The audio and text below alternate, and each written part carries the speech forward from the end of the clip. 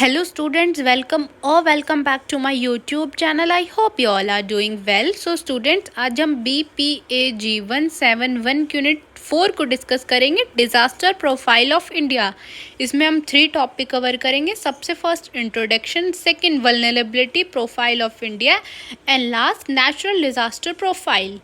सबसे पहले हम इसके इंट्रोडक्शन की बात करते हैं। इसके इंट्रोडक्शन में बताया गया है कि जो हमारी डिज़ास्टर प्रोफाइल है वो एक हमें ओवरव्यू देती है हमारे नेचुरल और मैन मेड डिज़ास्टर्स का।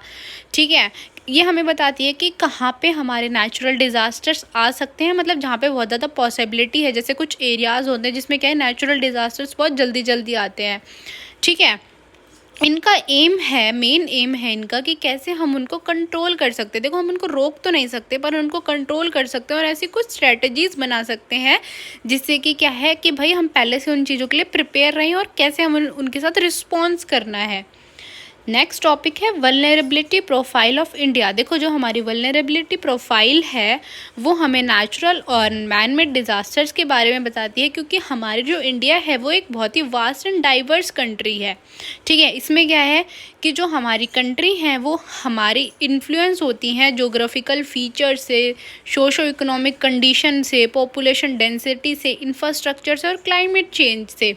ठीक है, तो जो हमारी वल्नरेबिलिटी प्रोफाइल है वो इसलिए ज़रूरी है ताकि हम क्या है कि रिस्क को कंट्रोल कर सके और हम ऐसी स्ट्रैटेजीज़ बना सके कि जिससे हम क्या है उस डिज़ास्टर के लिए पहले से प्रिपेयर रहें कि भाई अगर ये डिज़ास्टर आ जाएगा तो हमें कैसे इसके साथ रिस्पॉन्स करना है। ठीक है, नेक्स्ट टॉपिक है द हिमालय रीजन। देखो, जो आपका हिमालय रीजन है वो एक बहुत ही एक्टिव और इकोलॉजिकल सेंसिटिव एरिया है इंडिया का। ठीक है, जैसे कि आपके हिमालय रीजन्स में जो स्टेट्स आती हैं जैसे जम्मू एंड कश्मीर है, हिमाचल प्रदेश है, उत्तराखंड है, सिक्किम है और आपका अरुणाचल प्रदेश है। ठीक है, जो आपका हिमालय रीजन है इसमें बहुत ज़्यादा नेचुरल डिज़ास्टर्स आते हैं क्योंकि ये हाईली वल्नरेबल रीजन है आपका। ठीक है, इसका जो इन्वायरमेंट है वो भी यूनिक है और इसका जो सोशो इकोनॉमिक कैरेक्टर्स हैं इसमें।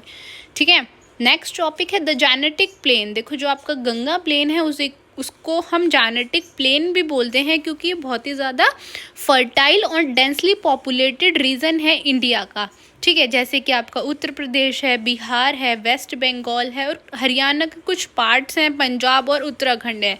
ठीक है, जो हमारी गंगा रिवर है वो क्या है, बहुत सारी ट्रिब्यूटरीज से मिलके बनती है। ठीक है, यहाँ पे क्या है कि जो एग्रीकल्चर है वो बहुत ही अच्छा होता है। ठीक है, क्योंकि देखो अगर हमें कहीं पे भी पानी मिलेगा तो वहाँ पे क्या है, एग्रीकल्चर बहुत अच्छा होगा। जैसे हरियाणा में एग्रीकल्चर बहुत अच्छा होता है, पंजाब में बहुत अच्छा होता है। ठीक है, इसके यूनिक क्या है, यूनिक जोग्राफिकल फीचर्स हैं, क्लाइमेट्स हैं।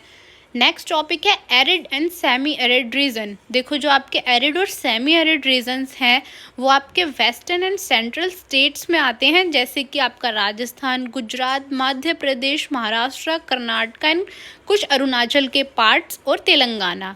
ठीक है, इसमें जो है हमारा जो रेनफॉल होता है वो बहुत ही कम होता है। जैसे राजस्थान में आपने देखा होगा कि जो रेनफॉल है वो बहुत ही कम होता है, इसलिए वहाँ पे क्या है, हमेशा धूल मिट्टी उड़ती रहती है। ठीक है, और जो इवेपोरेशन रेट होता है वो बहुत हाई होता है और वहाँ पे बहुत ज़्यादा गर्मी होती है क्योंकि हमारा जो टेम्परेचर होता है वो क्या होता है, बहुत ही ज़्यादा हाई होता है। ठीक है, तो ये रीज़न जो है उसकी अलग क्लाइमेट कंडीशन है, उसके अपने अलग सोशो इकोनॉमिक फैक्टर्स हैं।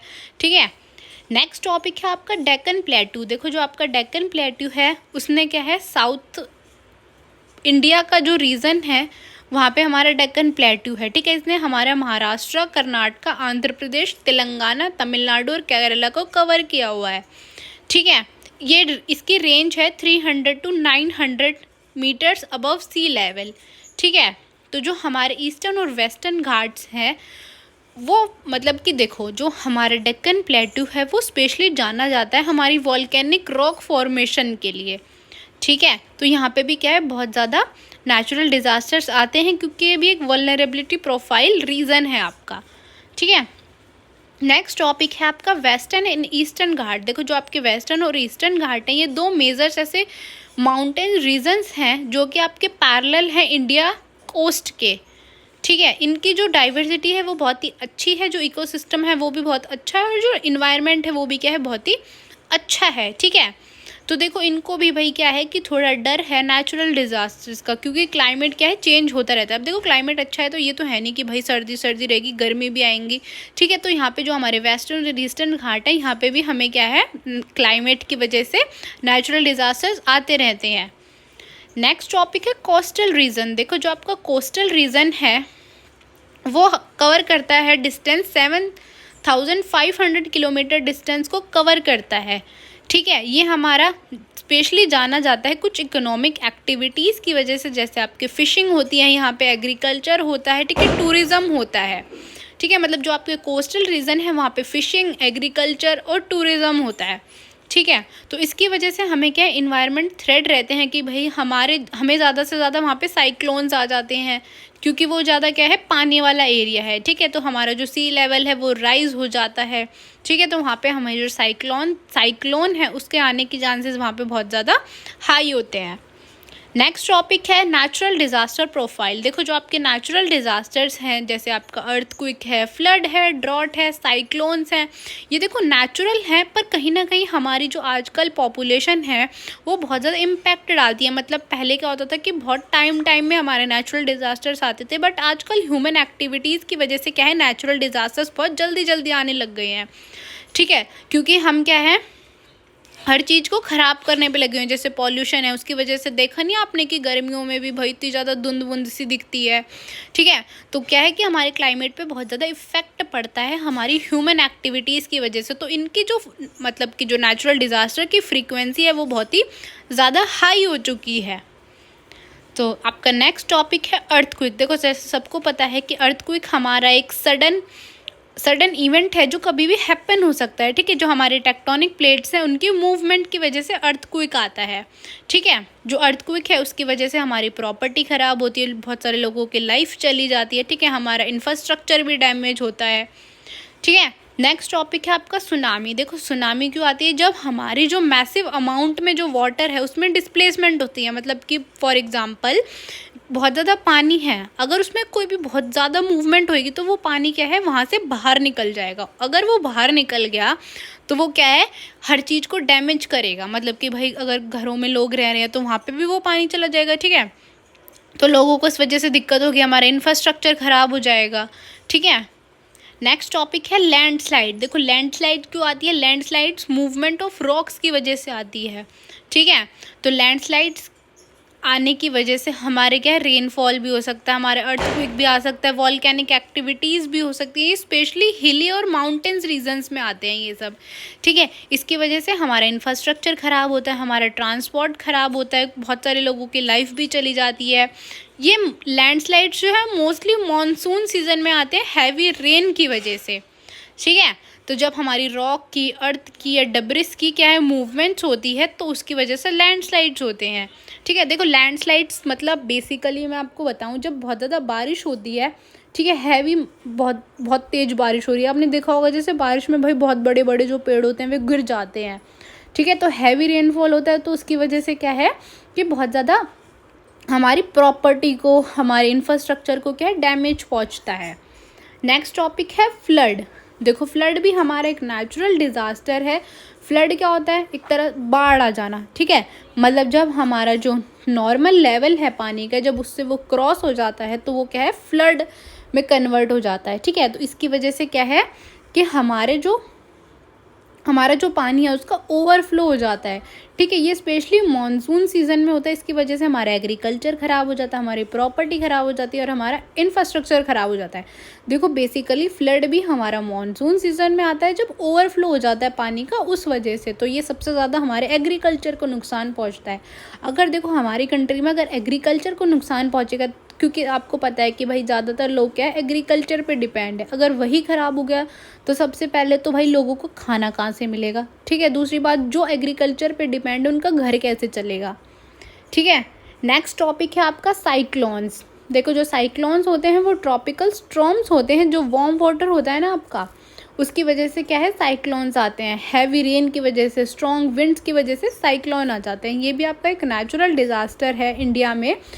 देखो ये जो साइक्लोन्स होते हैं वो मोस्टली ईस्टर्न और वेस्टर्न कोस्ट्स में ही आते हैं आपके, ठीक है। जो आपका ईस्टर्न और वेस्टर्न कोस्टल एरियाज़ हैं वहीं पे आते हैं ये ज़्यादा, ठीक है। ये हमारी ह्यूमन लाइफ पे इम्पैक्ट डालते हैं, हमारे इंफ्रास्ट्रक्चर पे, हमारे एग्रीकल्चर पे और हमारे इन्वायरमेंट पे इम्पैक्ट डालते हैं।